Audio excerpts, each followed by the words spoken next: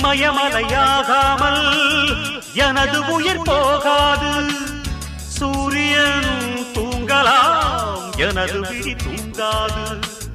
தேர்வை மழை சிந்தாமல் வெற்றி மலர் பூவாது. எல்லையை தொடுவரை எனது கட்டை வேகாது. ஒவ்வொரு விதையிலும் விருட்சம் ஒளிந்துள்ளதே.